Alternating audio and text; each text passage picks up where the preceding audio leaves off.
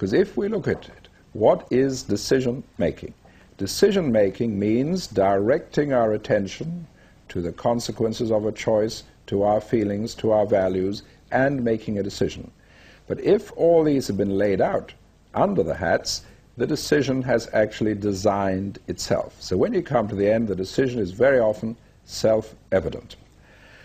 Last year in England, there was a write-up on the 6 hats in the Financial Times, and the following week I had a letter from a fellow who said he was in the country with his wife and they couldn't decide whether to buy this particular house or not. And they'd been arguing about it for 2 or 3 hours. He then said to his wife, let's try that 6 hats thing I read about in the paper last week. And they tried it. He said within 3 minutes they had a decision. In other words, laying things out clearly, rather like laying out a roadmap, the decision is often self-evident. So blue hat at the beginning, blue hat at the end. In between, it will vary with what is being done. For example, if you are assessing something, then you would start with a yellow hat, because if under the yellow hat, when you're making your strongest effort to find benefits and values, if you cannot find many benefits and values, that is the end of it. There is no merit in that idea. You don't even need to use the black hat. But if under the yellow hat you find lots of benefits and values, and then you come to the black hat, and now you find lots of problems and difficulties and so on, at least now you're motivated to overcome those problems because you have seen the benefits. But if you start off with a black hat before you've seen any benefits and you find a lot of problems and difficulties, you're going to dismiss that idea without ever having explored the benefits. So in general, in assessment, it makes sense to start with the yellow hat. After the black hat, you may then use the green hat, even if you're using it elsewhere, to see how you can overcome some of those difficulties. Some of them you can immediately say, we can overcome so-and-so. Some of them you can't. You have to note the ones you can't, come back to it later, think about that particular point.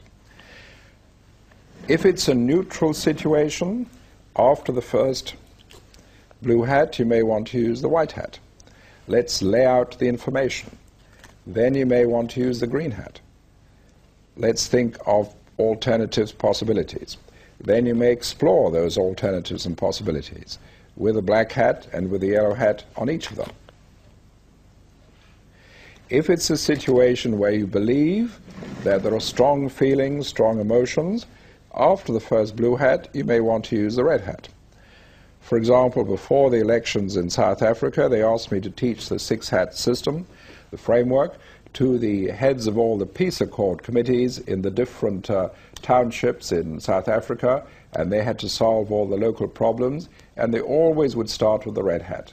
Let people sound off, let them express their feelings, let them express their emotions, and then there was no need to try and feed these into everything for the rest of the meeting. So in that case, you start with the red hat. Get your feelings out on the table.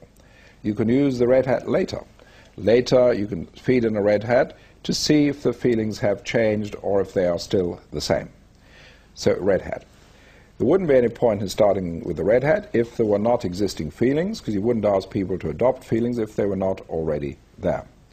Also, in a few cultures, there's a danger that if you start with the red hat and the senior person, teacher or boss, expresses his or her feeling, there's a danger that everyone may just try and agree with that feeling. In that case, don't start with the red hat. Towards the end of the thinking, you would, of course, have your blue hat at the end. And usually, if any sort of action or suggestion is made, at some point you would want the black hat. What are the dangers? What are the risks? What is the downside? After the black hat, you may also insert a red hat. Now, if the black hat says that's a bad idea, but the red hat says, I still like it, that doesn't mean that you're going to override the black hat. What it means is you may dismiss that particular way of carrying out the idea, but say, but I still like the fundamental idea, in which case you go back to the beginning and try to design a better way of using that idea. even at the end, after your final blue hat, which is your conclusion hat, you may also put in a red hat. The red hat says, what do we feel about our thinking? What do we feel about our thinking on that subject? Are we happy with it? Do we feel we're still uncertain? Do we feel we didn't do it justice? And so on. So the red hat is permission, legitimacy to express feelings, emotions, and so on. Now, of course, those will vary with different cultures. If in Japan someone says, I'm not totally happy with your idea, that means that person thinks it's the worst idea they've ever heard. In other cultures, unless you say that's the lousiest idea you've ever heard, people think you quite like it. So the level at which emotions are pitched will vary from culture to culture. But the red hat gives you permission to express your feelings, your intuition. So what I've been talking about is a very simple tool, a very simple framework, so that instead of trying to do everything at once, we separate things out and do them one after the other. This is not difficult to do. There are many hundreds, thousands of schools using it from the age of 5 up, not just up to adult, but up to adults in very senior positions. I just mentioned one example before. For instance, another example is Prudential Insurance in the United States, by far the biggest insurance group in the world. And at one time, their chief executive, Ron Barbara, and he used to use the 6 hats all the time. At any meeting, he said, this is the best way of getting the best value of the thinking of the people involved. So we're looking at right up to senior adults. Very good in conflict situations. In South Africa, the Sowetan newspaper, which is the biggest black newspaper in Africa, I think, they could never get agreement at editorial board level. They adopted the hat principle. Now they use it at every meeting. In Paris, France, every month there's a meeting between the farmers who grow the vegetables and the people who sell them at the market in Paris. These were always very acrimonious adversarial meetings. The farmers used to accuse the marketers of not getting a good enough price. The marketers used to accuse the farmers of not producing good enough quality. Someone introduced the hats. They had the best meeting they've ever had. Now they use that framework for all their meetings.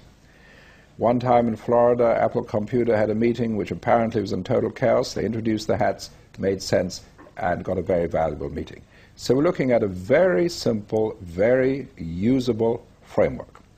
Now, the point which I want to emphasize is this does not mean that our traditional argument system is bad, any more than the front left wheel of a car is bad. It is excellent, but by itself it is not sufficient. It is not sufficient. I don't have to say that's a bad wheel in order to say we need other wheels as well. Now, what the 6 hats framework does is that instead of argument, instead of just drift, instead of confusion, instead of trying to do everything at once, we can have parallel thinking. The fact that the hats have colors on our hats is only a mental framework which enables us to do it. There's nothing magic about it, but if you said, let's have critical thinking or let's have positive thinking, creative, very weak. The framework of the hats makes it much more direct, much more tangible, sticks in the mind. And as I say, it's usable literally from 5-year-olds up to adults in very senior positions. That's why around the world, in different countries, different schools, many teachers, both primary and secondary, are now using the hat system. For instance, at Singapore, there's 2 people who run a school for thinking there on Saturday mornings, and they found that these were youngsters, about 8 or 9, and they'd asked them to write on a particular subject in the beginning. And the youngsters would write 2 lines on the subject. Once they had the 6 hats framework, they would write 40 lines on that subject. Huge changes, because the hats allow you to scan your experience much more fully, as I said with the explorer going to a situation. So we're looking at a framework which works very well, a simple tool that is increasingly widely used. And now I'm coming to the end of my talk.